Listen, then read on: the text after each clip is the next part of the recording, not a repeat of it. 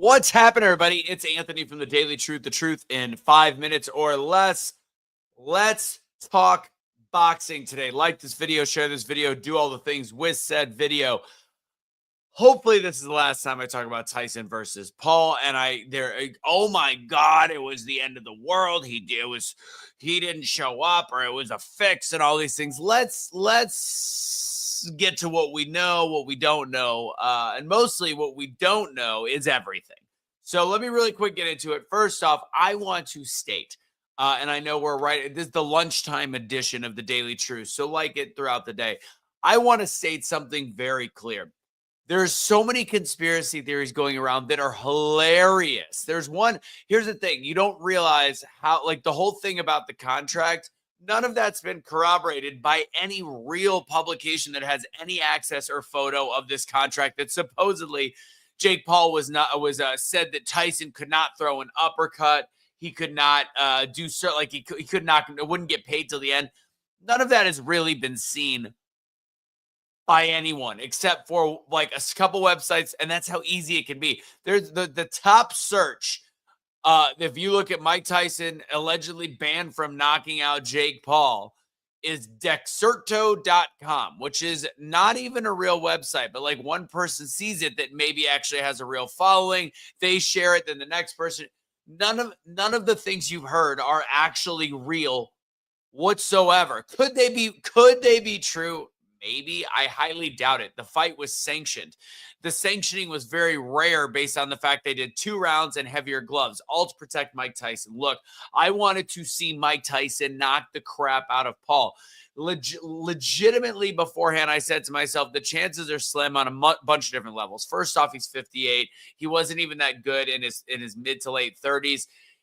He just doesn't. I mean, he's to me, the most entertaining fighter of all time. Period. I am a huge Mike Tyson fan. I knew the chances were slim. And then on top of it, if there was a fix in, Jake Paul couldn't afford to lose this fight. I thought it was a lose-lose for him, but I think it actually turned out okay. Now, for the viewer, for all of the people out there, all of the people just losing their minds saying, I didn't get my money's worth. That was Dave Paul. First off, the women's fight was great. The scoring was terrible in that, but the women's fight was a fantastic fight. That was a fantastic fight. There was a lot of entertainment. And the reason why we all tuned in, and when I say tuned in, I'm not saying paid for it. We already have Netflix. Let's be clear.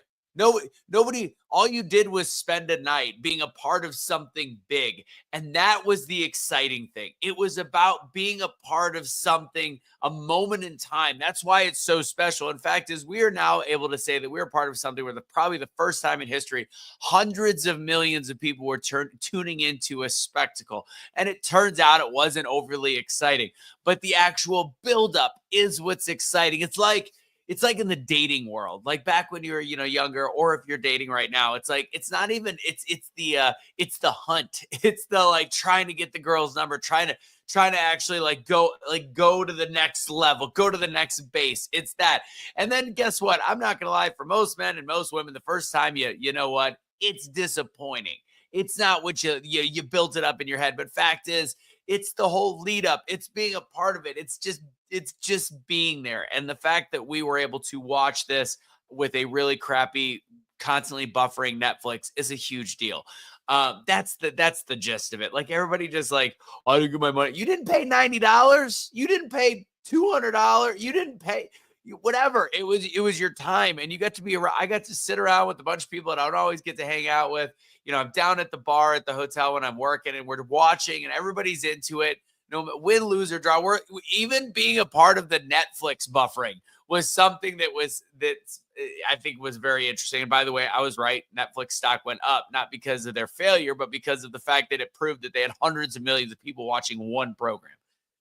So anyways, lastly, from a technical perspective, the people that are like, Tyson could have taken him out at any time. Like, where was his ferocious? Logan Paul has a reach advantage on him Jake Paul has a reach advantage on him. So he was able to keep him at a distance. When he's doing the up close, like what Tyson was doing in the videos, as I've mentioned before, first off, they were all 5-6 seconds jump clips that he could look ferocious at any time. But when you come in like that, when the guy's not punching you back, it's much more dangerous. And Paul does have a decent amount of speed. Is he a good boxer? In my opinion, no. I don't think he's there yet. Definitely not great, but he's improving, and he has a way. He's got a marketing behind him that's just fantastic. The way that he does things, but anybody that for all boxing, most boxing is fixed as it is. I'm sure there were some elements in this. First off, using 14-ounce gloves. Those are more, I mean, it's not the same as a 10-ounce or even a 12-ounce. Like 14-ounce gloves, they're very pillowy. It's hard to get that knockout power, which is bad for Mike and also good for Mike at the same time. A 58-year-old doesn't need to take blows like this. He was also very injured from the ulcer. He is not the same guy. So there's a lot of things that were going against it, but they put on an okay fight, but they put on a great experience. Take the experience from it, not necessarily the quality of the fight, and stop with all the conspiracy theories about his signal to Mike to stop punching so hard. It was like sticking his tongue out. I've seen that one. I saw the other one where they say this is where they were clenched up, the only clench of the fight. And this is where Jake Paul told Mike, it's time to lay off. Make sure you want to get all your money. Literally people are just making stuff up. Don't believe anything. Just take it for what it was. A great moment where a bunch of Americans came together, a bunch of people across the world to watch one event that turned out to not be overly exciting. Hey, could be worse. Could have been when everybody tuned in to watch the shuttle launch in 1986 and it blew up. Could be a lot worse. That's all I got for you guys. I still love Mike Tyson. I actually like Jake Paul a little bit more. I still think he's a tool, but I think they did a great job marketing an event that brought a whole bunch of people together. That's the way that I'll look at it. Nobody stole my money. I already had a Netflix account. There it is.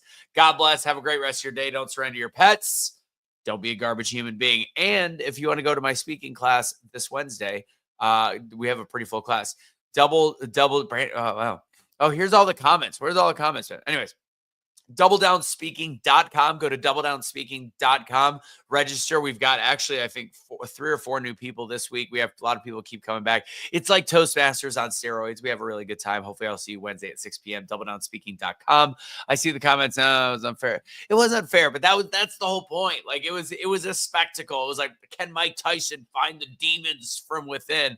And that's what made it great. Not the actual punching necessarily. Those couple moments in the first couple rounds where you saw Tyson, load up for one or something like that was exciting. Don't be too disappointed on what was probably set to be. There was nothing that would have lived up to it, to be totally honest. So lived up to the expectation. Take it easy. God bless.